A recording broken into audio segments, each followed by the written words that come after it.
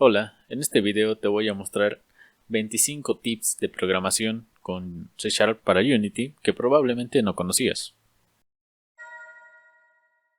Bien, el primero es un atajo que tenemos para destruir objetos después de cierto tiempo. Para destruir objetos generalmente usamos el destroy, pero si aquí le agregamos un parámetro extra que es el tiempo, digamos de 2 segundos, este objeto se va a destruir después de 2 segundos. Otro tip que tenemos es el de usar context menus para ejecutar métodos en script desde el inspector de Unity. Aquí tengo un context menu que tiene un texto UI show message, el cual me va a permitir ejecutar este método desde el inspector en Unity. Aquí me sale el mensaje y el mensaje se imprime en consola. Después tenemos los menu items, el cual nos permite ejecutar métodos estáticos desde el panel de opciones de Unity. Para esto es necesario marcar el método como estático y aquí le asignamos una ruta de acceso al método. En este caso es demo / y UI show message menu. Y aquí en Unity vemos que en la parte superior nos sale la opción demo y dentro este método. Otra forma que tenemos para evitar el uso de corrutinas innecesarias, como es este caso, en el cual en el método start se inicia la corrutina, la cual después de 2 segundos va a ejecutar el método showMessage, el cual va a imprimir un mensaje show. Esto va a funcionar, pero es innecesariamente largo, ya que podemos utilizar el método invoke, el cual nos permite ejecutar un método pasándole el nombre del método y el tiempo en el cual se va a ejecutar. Ahora aquí, ¿qué pasa si yo cambio el nombre del método, no? En vez de show message, que sea show messages y que imprima 2 mensajes. Este invoke ya no va a reconocer este método. Entonces lo que podemos hacer en este caso es, en lugar de utilizar el texto hardcodeado, usamos la expresión nameOf. Entonces de esta forma accede al nombre que tiene este método y este invoke siempre va a ejecutarse después de 2 segundos. Entonces si yo cambio el nombre de este método a showMessage, en este caso a showMessage2 por ejemplo, aquí ya me va a lanzar un error. Otro tipo de codificación en general en Visual Studio viene a suceder que algunas veces escribimos mal el método de alguna función o método y necesitamos cambiar el nombre. Algunos lo que hacen es ir uno por uno a cambiar los nombres de los métodos, pero esto es lento y tedioso. Entonces, por lo menos en Visual Studio tenemos la opción de presionar F2 o Control R más R y con eso renombrar tanto nombres de métodos como de variables. En este caso es un método que voy a cambiar el nombre a showMessage y vemos como todos cambian al mismo tiempo. De igual forma con las variables. Además del invoke también tenemos el invoke repeating, el cual va a ejecutar este método después de 1 segundo en intervalos de 2 segundos. O sea que pasado 1 segundo van a ejecutarse este método de forma continua cada 2 segundos. Y la forma de detener este invoke repeating es utilizando un cancel invoke, el cual voy a ejecutar desde el inspector de Unity. Y vemos que cada 2 segundos se muestra el mensaje. Si yo voy al context menu y le pongo stop, ahora ya no se muestran los mensajes. Ahora un par de tips exclusivamente para Visual Studio es que hay veces en que necesitamos comentar porciones de código completas. Para esto podemos seleccionar todo lo que queramos comentar del código, presionar Control K, C y se va a comentar. Y si queremos descomentar esta porción de código, presionamos Control K, U. También hay veces en que, de acuerdo al editor que estamos usando, el código puede no estar formateado correctamente.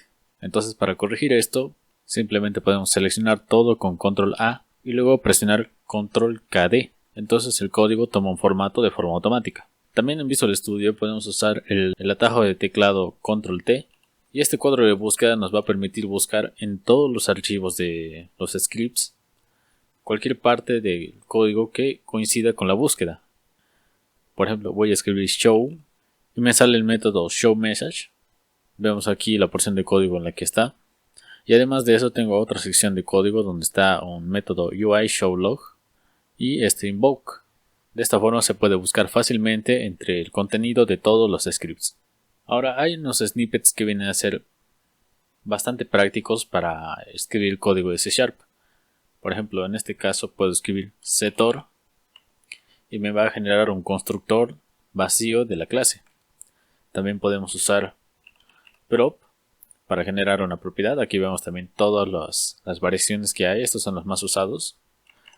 Prop me genera una variable y yo puedo moverme presionando la tecla Tab o Shift Tab para volver atrás. Y en este caso puedo decirle que sea un string y puedo asignarle la propiedad.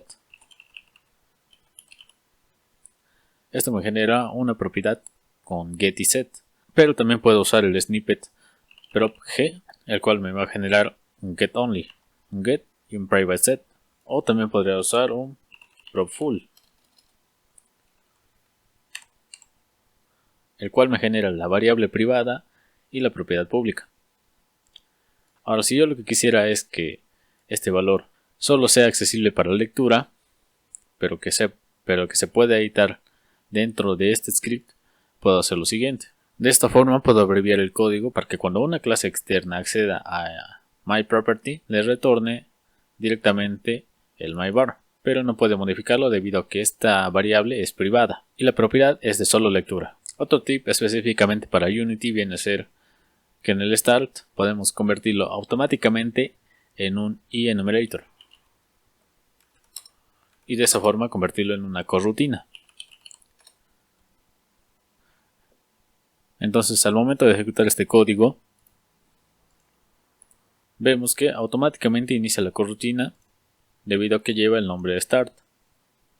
Una forma de ejecutar métodos de un script sin la necesidad de agregarlos a un GameObject en el inspector de Unity viene a ser el uso de runtime_initialize_load method, con el cual vamos a definir cuándo se va a ejecutar este método. En este caso lo voy a poner que sea después de que se cargue la escena. Y para este ejemplo voy a remover el script que tenía en el objeto. Vemos que no hay ninguno que tenga este script. Le doy en play. Y se muestra el mensaje. Ahora, una forma de acortar el código cuando necesitamos verificar que un objeto sea o no nulo viene a ser el uso de este tipo de operadores que verifican si es nulo o no. En este caso tengo un objeto player, el cual es nulo debido a que no lo he asignado. Y en este caso se trata de acceder a la propiedad playerName.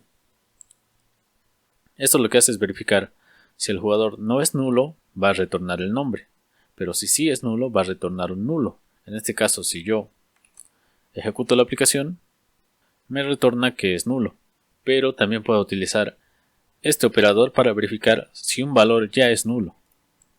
En este caso, si el resultado de esto es nulo, me va a retornar este valor. Adicionalmente, otra forma que tenemos para recortar el código, sobre todo en los condicionales, viene a ser esta. Aquí lo que hacemos es una verificación de si un valor es mayor que otro, en este caso si A es mayor a B. En caso de cumplirse verdadera, va a devolver este valor, el cual se va a asignar a la variable message. Y en caso de que no sea verdadera, va a retornar este. Ahora, este puede ser un tip bastante conocido por muchos, pero para programadores que recién están iniciando con C# puede que no sea tan común. La forma de abreviar las operaciones aritméticas básicas viene a ser las siguientes. A++ agrega 1 al valor, A menos le resta 1, A más igual un valor, en este caso agrega 5 al valor y lo vuelve a asignar a A. Aquí hace lo opuesto, le resta 5, aquí lo multiplica por 5 y el modular viene a ser el residuo que deja una división. En este caso, como aquí A tiene valor de 5, si lo divido entre 3, el residuo va a ser 2. Bien, una forma de verificar si la distancia entre dos vectores es menor a cierta distancia dentro de un condicional es usualmente esta, usando vector3.distance y la distancia entre los dos vectores y verificar si es menor a cierta distancia, que en este caso es un 5. Sin embargo, hay una forma más eficiente de realizar la misma operación. Para esto utilizamos lo siguiente. Restamos los dos vectores, aplicamos square magnitude y lo comparamos con la distancia al cuadrado, lo cual en esencia da básicamente lo mismo. Pero esto es mucho mejor en términos de rendimiento. Ahora, otro tip de programación que yo uso bastante en mis proyectos viene a ser lo siguiente. El de usar clases estáticas que deberían estar definidas en archivos independientes, en este caso, ¿no?, que contengan los tags y las capas del proyecto en Unity. Porque, por ejemplo, si tenemos una porción de código donde tenemos que utilizar los tags para comparar si un objeto tiene determinado tag y lo escribimos haciendo hard coding, a largo plazo puede ser menos mantenible, ya que este tag de player podría cambiar en un futuro. y podré cambiarlo de idioma, por ejemplo a español. Entonces tendré que ir uno por uno a cambiar cada uno de estos. Sin embargo, si en lugar de hacer eso lo pongo en una clase estática de tags o de layers, entonces lo único que tengo que hacer es llamar a tags.player y automáticamente todos van a tener esta referencia. En caso de que yo quiera cambiarlo, solo tengo que cambiarlo en esta clase por el nuevo nombre y todas las referencias a player van a ser actualizadas de forma automática. De igual forma con las capas. Ahora aquí hay un pequeño tip y es que es mucho mejor utilizar compare tag en lugar de comparar dos cadenas de texto como es en este caso, que viene a ser el tag, que viene a ser un string, y esta variable que viene a ser otro string. Incluso entre las advertencias de Visual Studio nos sale que es ineficiente y que es mucho mejor utilizar compare tag. Otra cosa más que utilizo mucho en mis proyectos viene a ser los enumeradores, ya que estos facilitan mucho la lectura del código. En este caso tengo un ejemplo para los estados del juego, en este caso no iniciado, in-game, paused y game over. A cada uno obviamente le asigno su valor entero, que puedo dejarlo en blanco, pero yo prefiero asignarlo. Y de esta forma, en lugar de manejar enteros de esta forma, directamente manejo game state. Y aquí le pongo not started, lo cual es mucho más legible que utilizar identificadores por IDs. Ahora, otro tip de programación para optimizar el código en C# viene a ser la preferencia del ciclo for sobre el ciclo del for each. Si bien un for each viene a ser mucho más legible y más fácil de implementar en el código, tiene ciertas desventajas. Por ejemplo, en un for each no podemos modificar el ítem sobre el cual estamos iterando. En este caso, en esta lista no puedo cambiar el valor del ítem, pero en el ciclo for sí.